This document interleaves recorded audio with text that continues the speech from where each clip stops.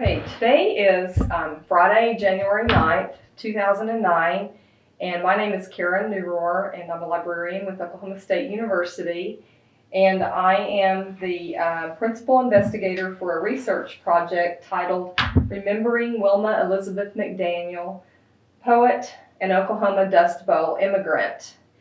And I'm here today to do an oral history interview with Lee Roy Chapman. Thank you for coming today, Lee Roy. Sure. And we are at the Oklahoma State University Library in Tulsa. Okay, for starting the interview, can you tell me a little bit about yourself? We want to know a little bit about you. Sure. I'm 39 years old, and I was raised here in Tulsa, Oklahoma. Most of my family's from West Texas. I'm not formally educated, but I'm kind of an armchair historian. I've kind of deemed myself a history recovery specialist.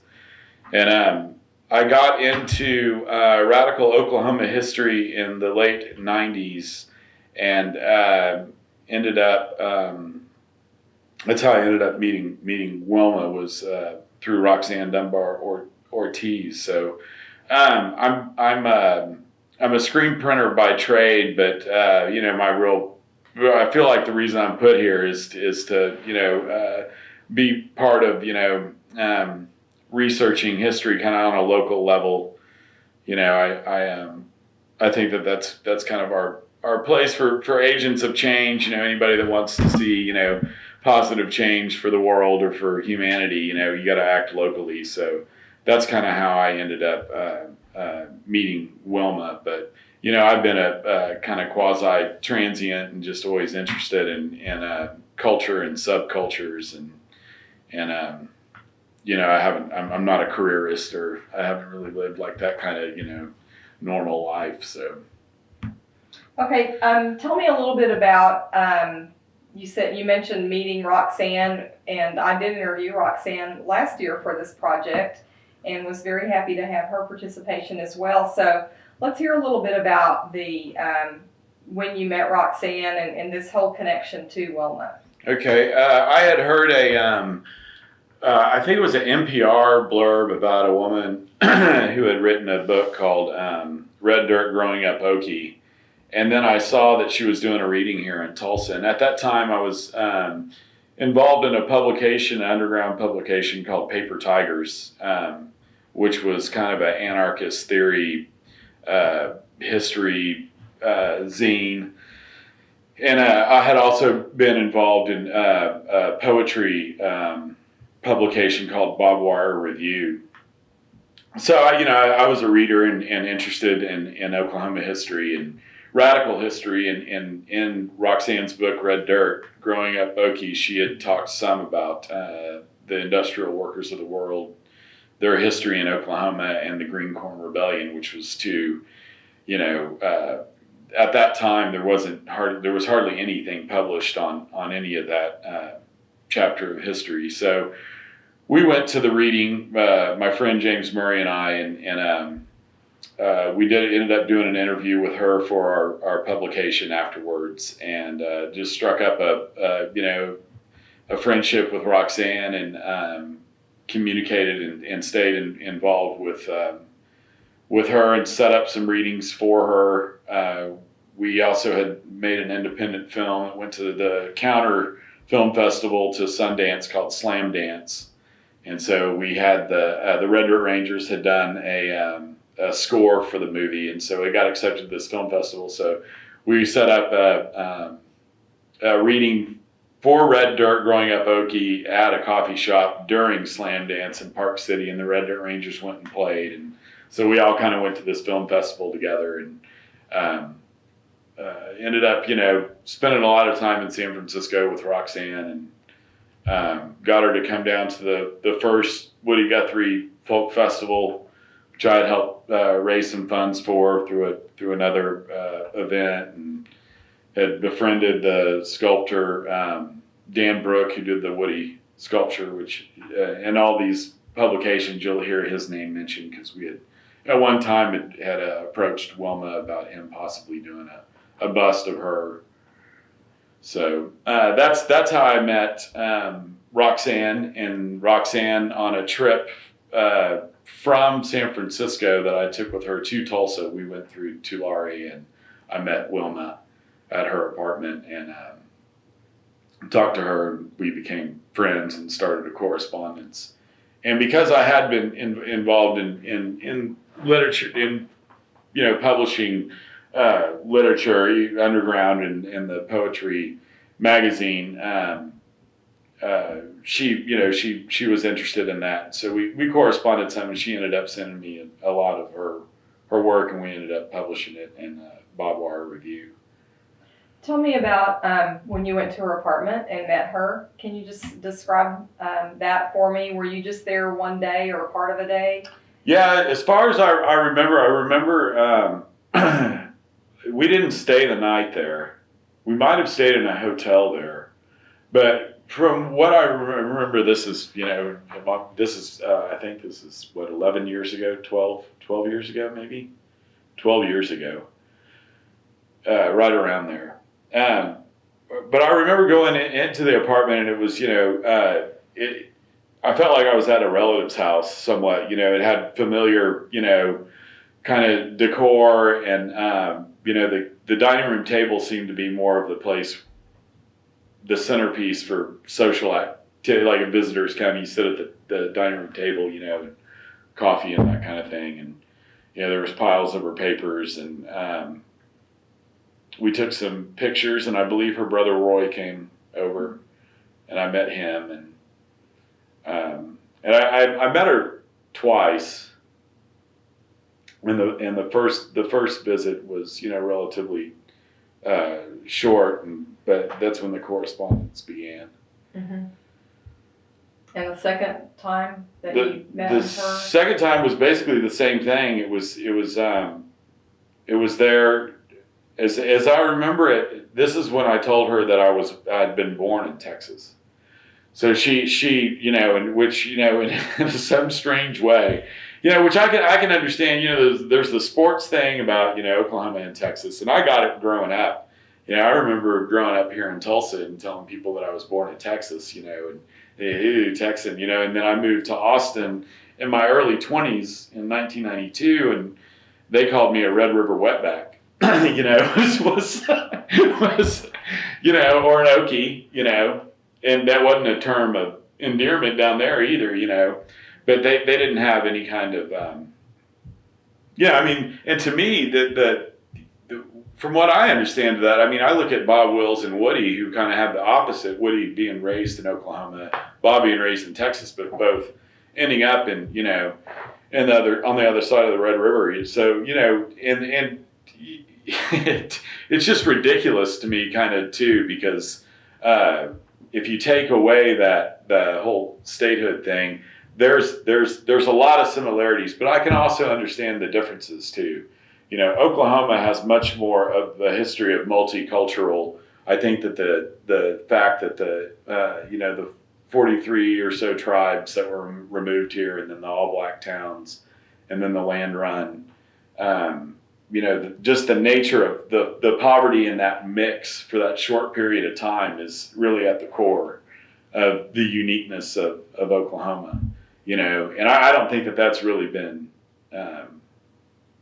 to the full extent that it could be. I don't think that that's really been explored. I think that really right now we're really just kind of realizing, what that is, because it's a young state, it's only been around 100 years, so.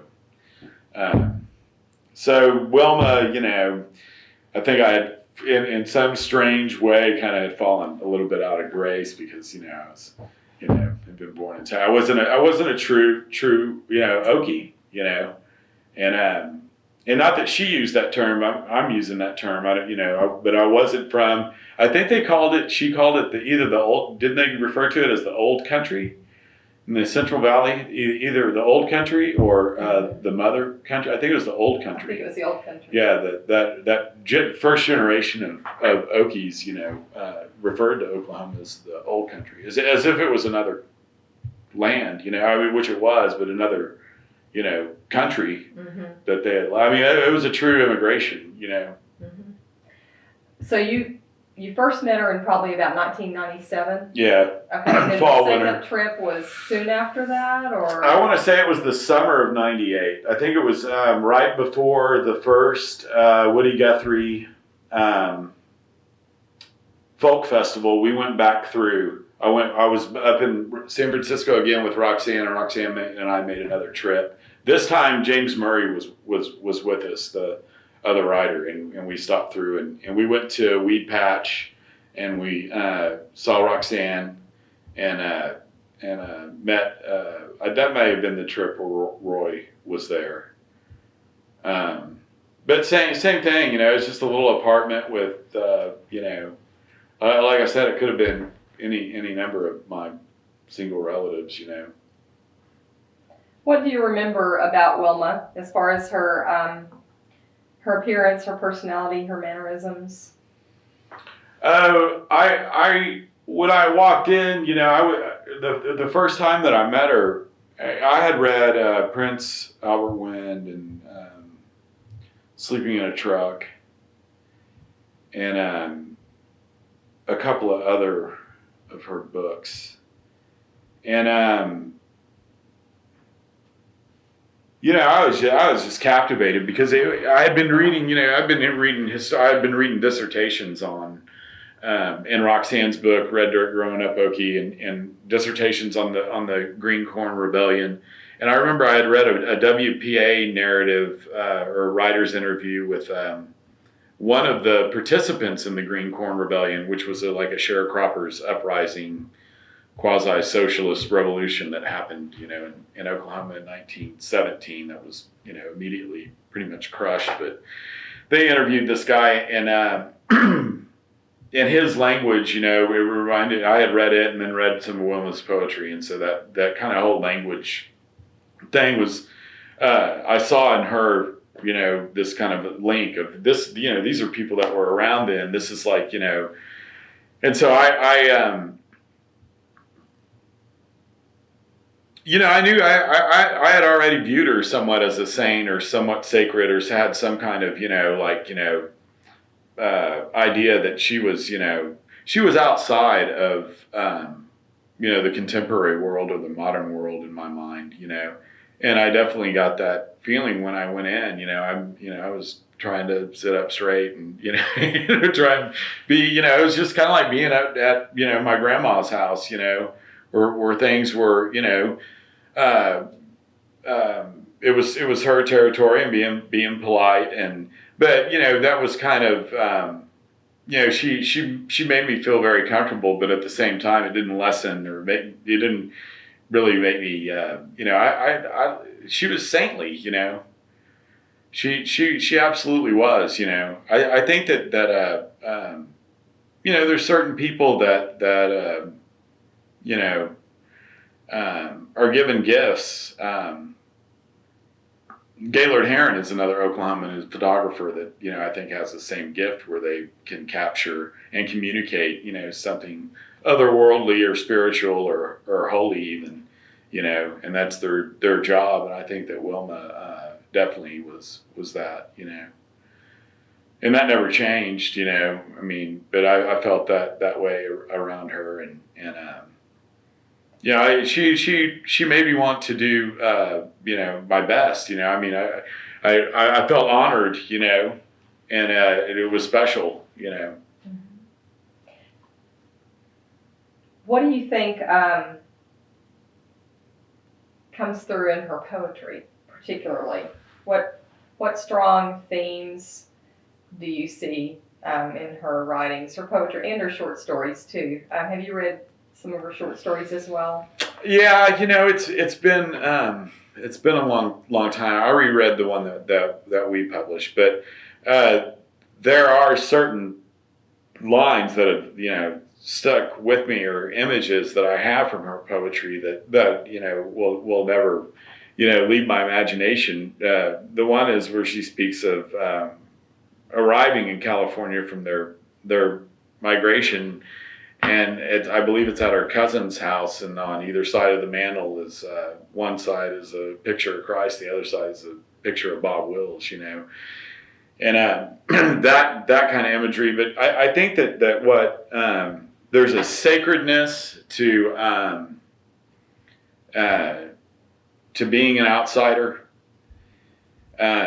that's conveyed in her poetry. You know, there's a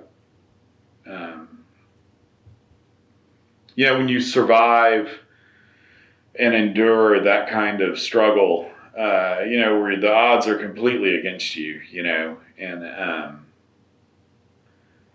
that it's, you know, it's like making, you know, a diamond out of coal. It's just that whole, you know, that whole transition of, you know, of struggle, you know.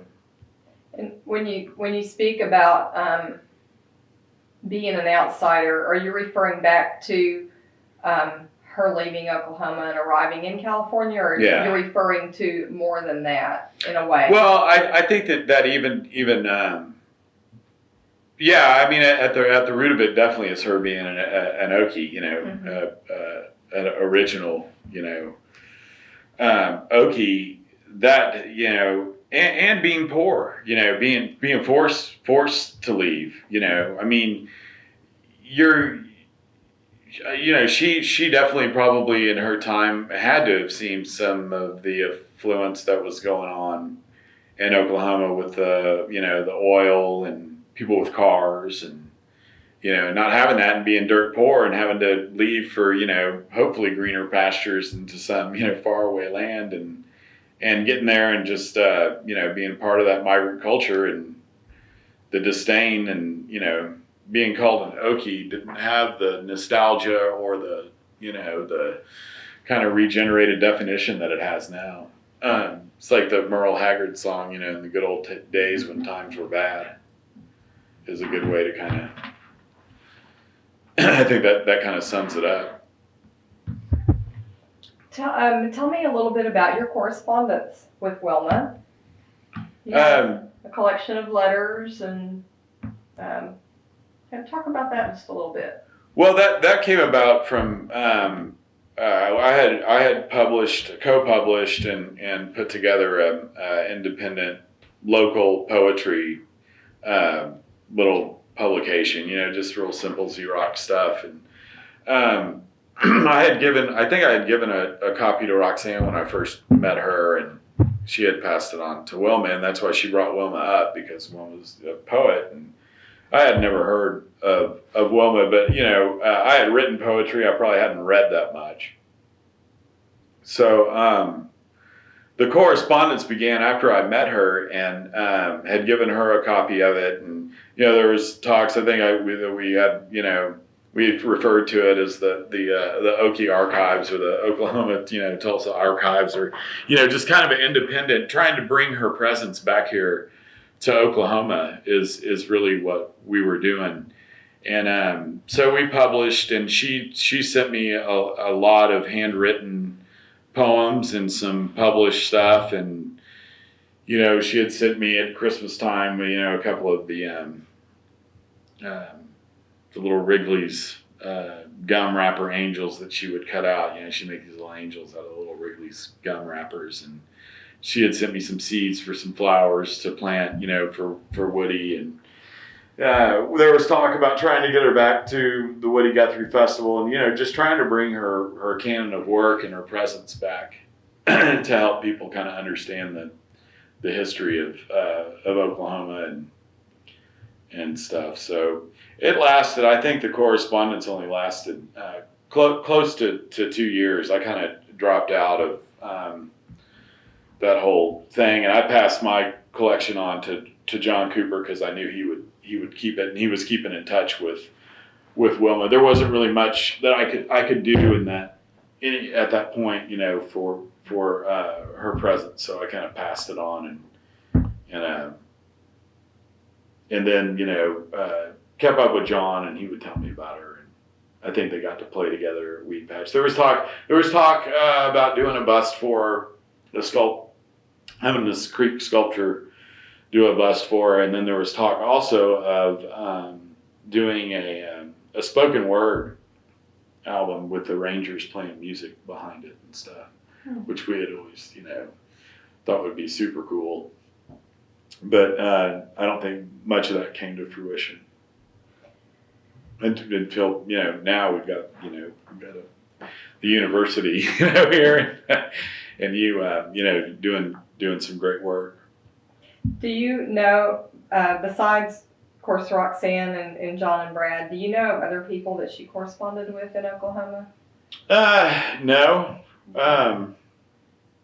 Like I said, it was a short period of time, and I don't think that she ever wrote or talked to Dan Brooke. Would probably be the only one. He was the Creek sculptor that did Woody's statue for Okima that I'm friends with, that we had talked about doing a bust for Wilma. Does he live here in Tulsa? I believe he's in Oklahoma City now. Okay. His folks live right outside of Okima. Okay. Did Wilma ever talk about authors or poets that she liked to read or cared about? I don't recall so much that. I mean, Woody, people think of him as a musician, but I think it's kind of lost to not consider the literary legacy. I mean, him writing lyrics in and of itself is, that's literature. So, but I know that she loved Woody and she loved Bob. I didn't really talk to her, I don't think, much about her influences, other than you read them, and to me it's survival of the Depression and the Bible. That's just. Okay, explore the Bible aspect, the religious, spiritual aspect to her writings just a bit. Well, she makes referrals oftentimes to individuals or namely places I could probably actually mention. There's the Merced River, I think, which is mercy. She speaks of that, but she oftentimes would, and in the letters, I think she said in one of the letters I was just rereading, she said, be sure to keep these things out of the hands of the heretics. keep them on the Okie side, and she had a real class consciousness. I mean, how could you not survive in the Depression? But there's some straight, without ever having read Marx, you could totally throw it into that whole, just because of her experience, but also too, that's the juxtaposition of that whole thing of being Okie and being working class. And, if you ever mention communism, I'm sure to her or Merle Haggard, I mean, it's this strange, to me, it's kind of strange. I mean, I am not a communist, but I believe that there's an importance to Marx,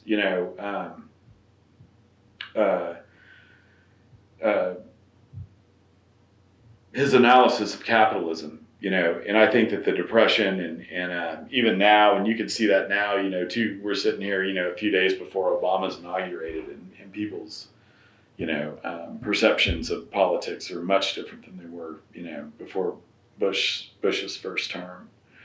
So, it's just really interesting to me, the dynamics of that, how people can be, particularly, and I think that it just shines in Oklahoma's history. You can be completely blue collar Okie and not affiliate yourself in any way, shape, or form with, what Woody called communism. He said I wasn't a communist. He said I'm not a communist, but I'm a communist. Just that common vein, and how the dynamics of how the Red Scare and all that had a this kind of took a lot of power out of the working class and people's ability to organize. At a certain point, if you went too far in organizing, for labor and stuff, it kind of capped off. You couldn't go past a certain point, or you could be deemed a communist, or just that whole thing. It's just fascinating to me, and I find a lot of that in her writings, you know. Very, very, very, very class conscious in a poetic way. You touched a little bit on music and that she really liked and appreciated Bob Wills and Woody Guthrie. Can you elaborate any on her feelings about music or musicians, or do you know any more about that to add? Well, I know that through Roxanne, you know, she met the Rangers, and I know that she just absolutely loved them. I mean, she didn't have children, but I think that she probably considered John and Brad and Ben and you know, kind of her her surrogate children. You know, I think she was very proud of them and their work, and always loved hearing from them. And yeah, I think that I probably for a time, you know, was kind of in that arena until the Texas thing happened, and then I broke off correspondence just due to a personal thing, but not against her, but just personal things in my life. But you know, I think for the arts in general, you know, anything that related to her. You know, she saw me as just, this guy that was just putting together, you know, out of his love for poetry and history and literature and culture, this, you know, little Xerox thing. And, you know, she sent me, you know, gobs of stuff. So, but specifically for music, just, you know, she talks a lot about Woody, because we're doing a lot of organizing and trying to promote Woody here during the time I was corresponding with her. And again, that piece about Bob and Jesus, you know, hanging on the wall is just, you know, and I know that she talks about dancing and Merle Haggard and the poem about Buck Owens, you know. So I know that she loved arts, and she loved expression, you know, people's expression of their experience, you know, in artistic ways and creative ways, you know. She's a definitive artist, no doubt.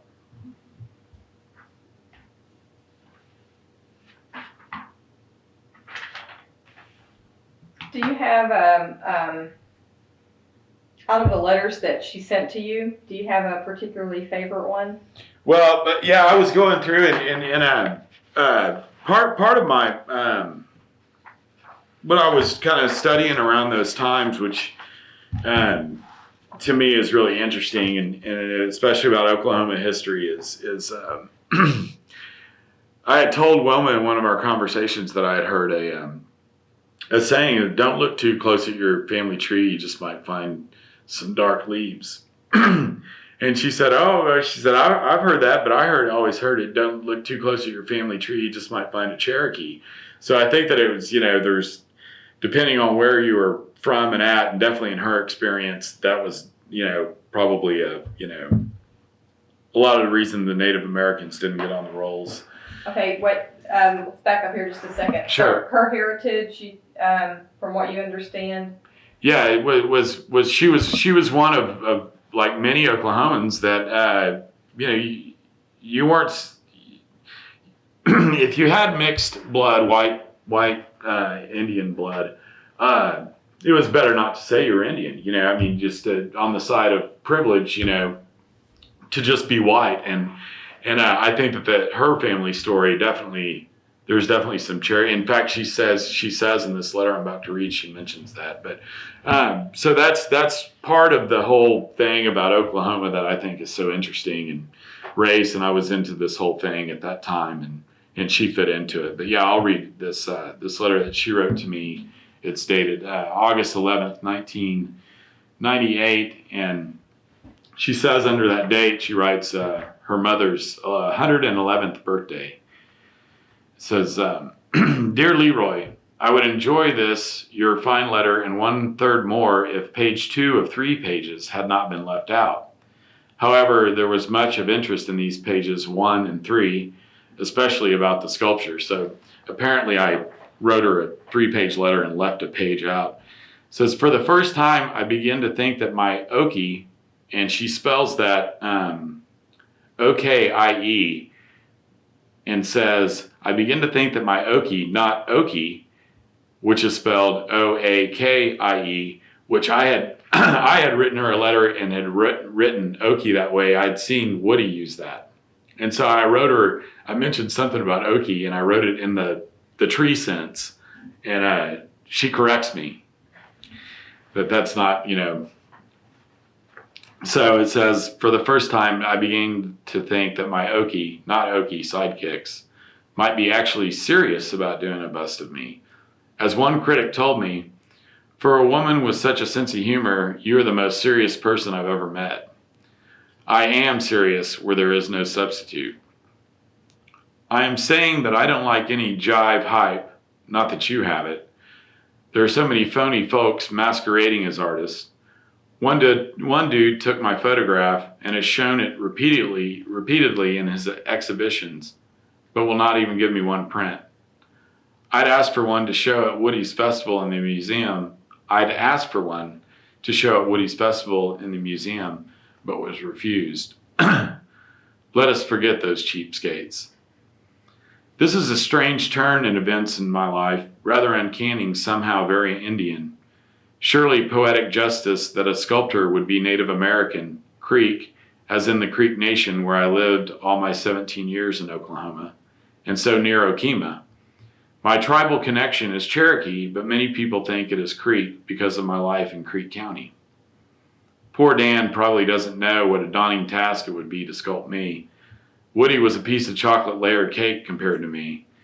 You had better pass this clipping to him to soften him up. I thought about the possible sculpture well into last night. It struck me that taking no money from anyone freed me, would free Dan.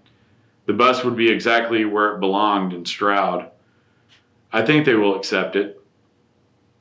Be free to contact Agnes Brewer, a childhood friend of mine, 610 West 10th Street, Stroud, 74079. She still may be on the library board. Also Miriam Horn, a former librarian. Mail is here. Be in touch. WEM. And then, which I think, that's that whole thing about, Dan the sculptor being Creek and her mentioning that. And don't look too close at your tree. You just might find a Cherokee. This is a publication that was put out it says copyright 1991, A River They Called Merced by Wilma Elizabeth McDaniel, cover design by the author, 25 copies, all signed, Stone Woman Press, P.O. Box 1013, Hanford, California 73232, and a cover design, it says, by the author, so we'll show the cover there. Let me zoom in. Oh, yeah. Okay.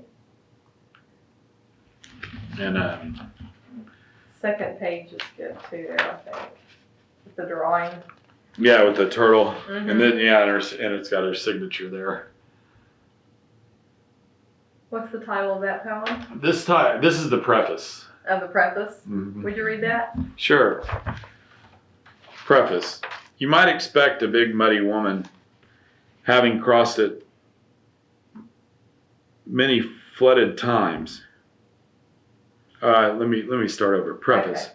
You might expect a big muddy woman, having crossed it flooded many times, to draw a perfect turtle from memory of the lazy sunning on a fallen log, but I cannot, for the love of me, draw better than I can.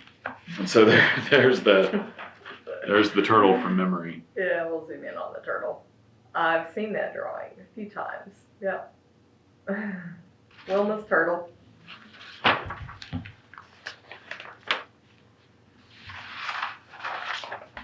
So this now I guess is would be what, 18 years old, and it's probably 20 pages of handwritten poems. Mm-hmm. This is called Last Visit of an Okie Mystic.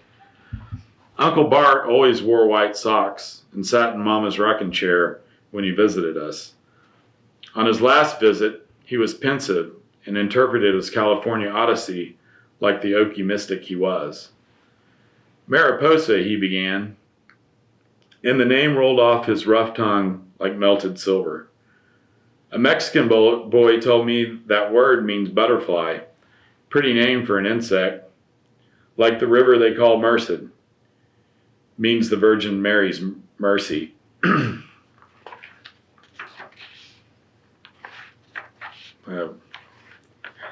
like that one.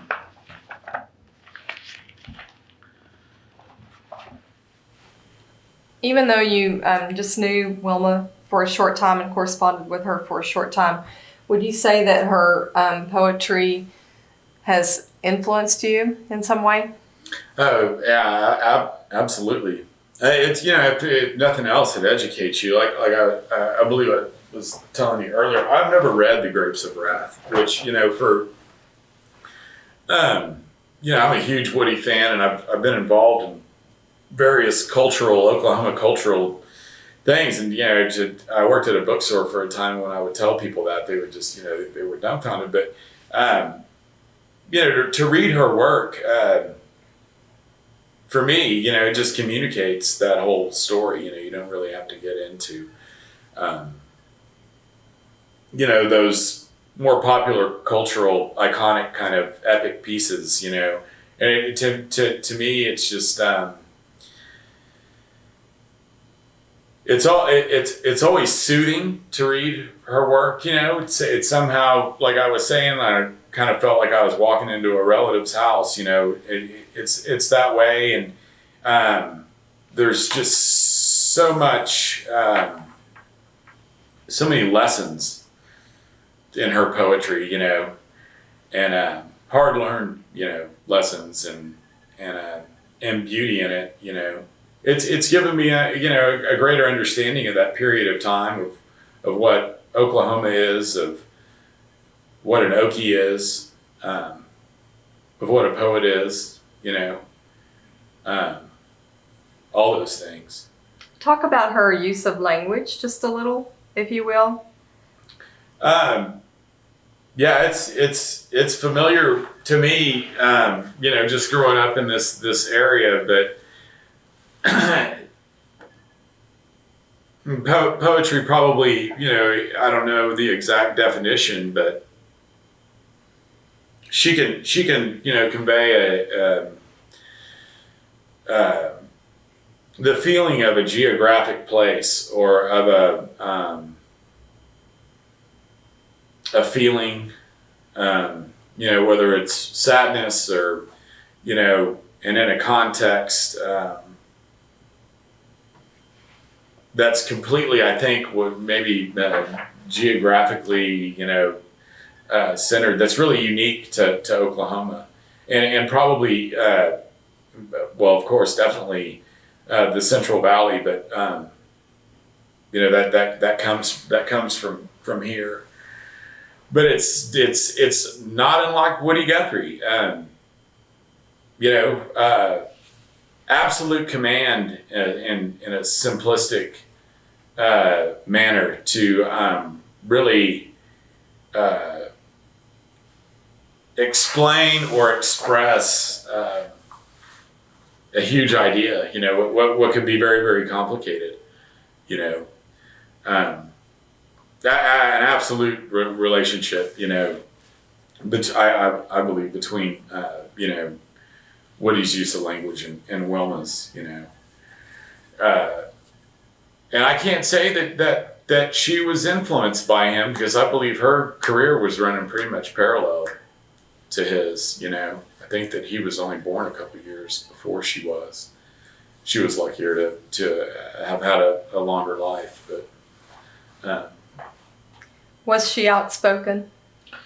Yeah,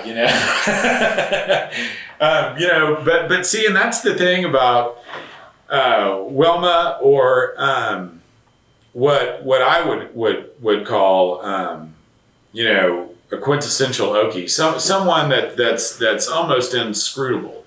They live their lives by a moral code, and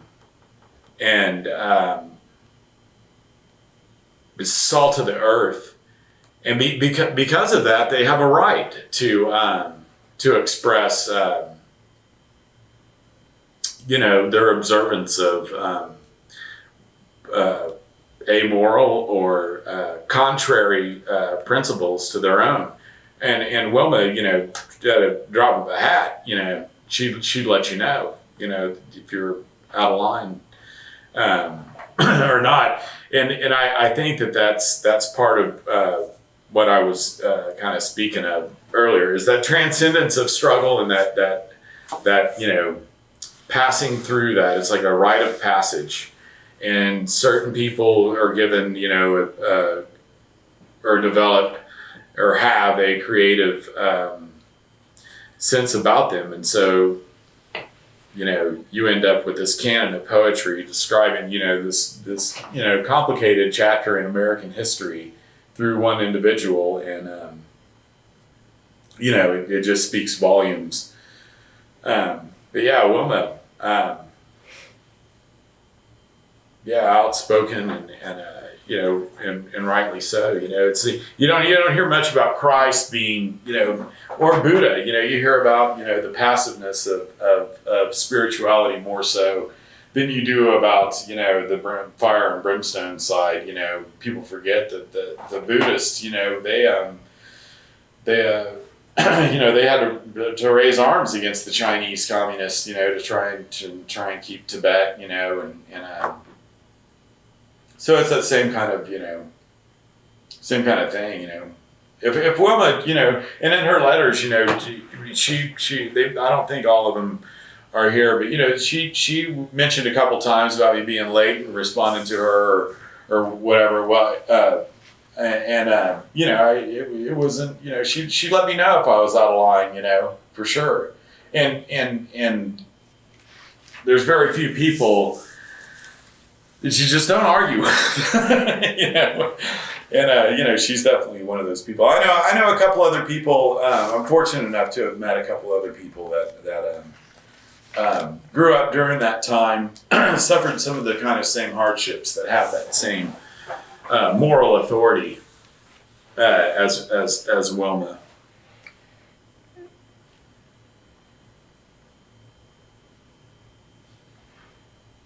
That's another one of her letters that she wrote to you, and she refers to the Woody Guthrie Festival in that. And it's interesting that you are seeing the parallels between her and Woody.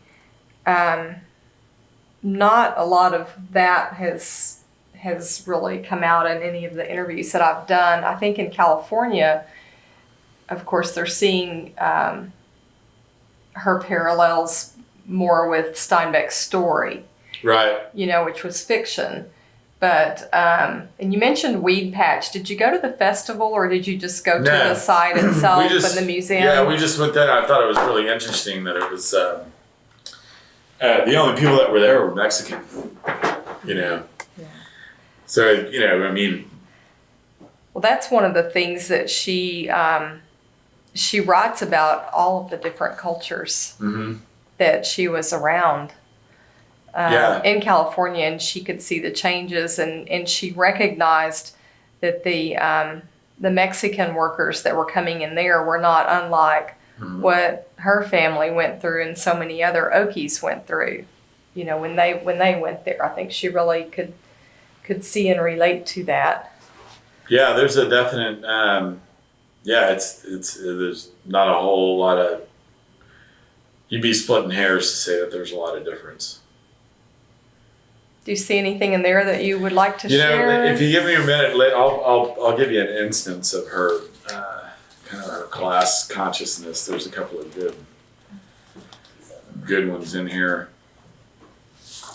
And which Woody had the same. Woody. The poem about the bagels. Red stuff. Yeah. Is yeah, and this is this is how the poems would come too. Is these little scraps of paper, and on the back was always like a flyer for something or something she got in the mail, or in the blank side she would always write on these scraps. Definitely a habit, I'm sure, that originated in her early years. Yeah, there's a few of these that are really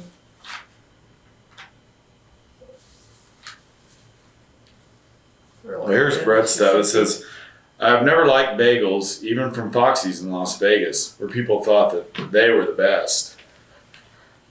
Here or there, or any other place, I still don't like bagels. It must be something in my Okie culture. Other breadstuffs I dearly love. Pass the cornbread, toss me a biscuit, make me a flour tortilla, but please don't force any bagels on me. There you have it. Here's an excerpt from a letter March 2nd, 1998. She ends it. It says, I wish you guys could be with us Sunday at the reading up in Merced. Take care. Don't give 1 inch of Okie ground to heretics. Always best wishes. But there was another one.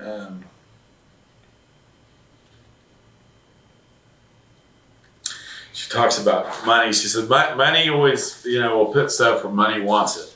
And I think that I was talking to her about the bust. And I think Dan was asking, oh yeah, here it is. It says, this is July 20th, 1998. This is, I believe this is right after the first Woody Guthrie folk festival, which Roxanne had gone and done a reading, and we had kind of integrated into that festival a lot of external stuff that was kind of related to what I feel related to Woody. But she says here, Lee Roy, I burst out in a hearty laugh to think that any sculptor would do me. I heard some reading of one here in the valley, but it'll never happen. Even if I wrote 50 books and died. Anything costing money will always go where the money wants it to go.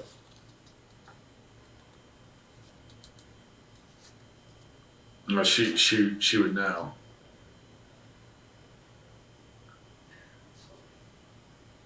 Yeah, so it's these letters, and during this time, what's going on now is exactly what we had spoke of, trying to get her presence here. And at that time we were talking about just doing something at the library. It's great now that the university is taking it upon themselves and the good work that you're doing to recognize her, because it's still to the extent that it should be done. Woody really hasn't been, the full canon of work, that he did. He's kind of, looked at as this loving little, cute little hobo guy that wrote these, This Land Is Your Land stuff. But you really get into his work. I mean, there's definite, not only class consciousness, but, class warfare. I mean, he is. There's a large strain of. Bitterness, frustration, and even borderline, hate in Woody, and that probably led a lot to his the problems that he had in his personal life. So, but Wilma seems to, her life, and I think it's due to the spiritual aspect of her life, seems somehow or another to transcend that and to mold that kind of frustration and stuff, to put it out in the poetry and through beauty, rather than anger or self-abuse. Happens to a lot of creative people. Okay, is there anything else that you would like to share? Is there anything in particular that you want people in Oklahoma to know about her, how she should be remembered? Well,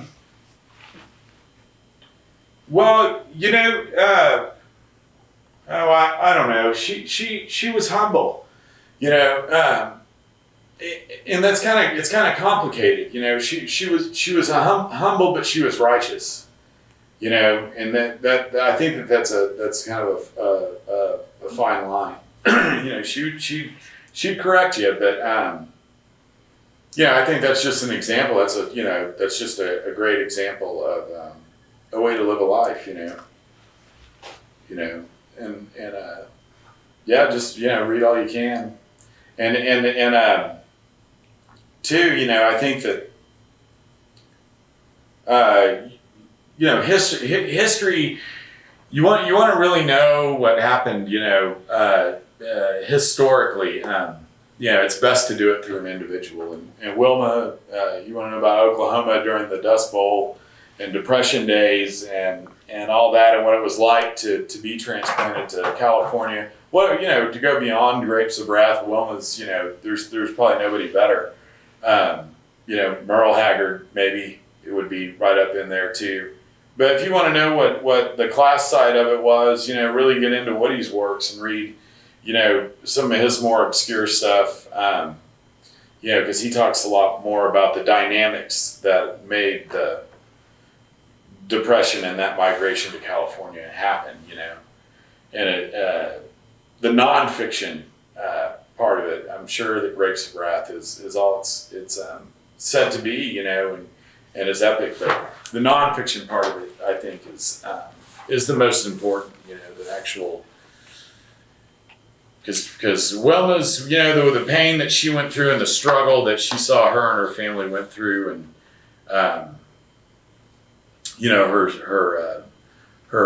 her faith carrying her through that is really it's not unlike the African American experience. How do you get through slavery? In the WPA narratives of slavery in Oklahoma, they interviewed one ex-slave, and she's asked, what do you think of Abraham Lincoln, as a president? Because, he freed the slaves. And the woman says, oh, honey, Abe Lincoln didn't free the slaves. God freed the slaves. So, yeah,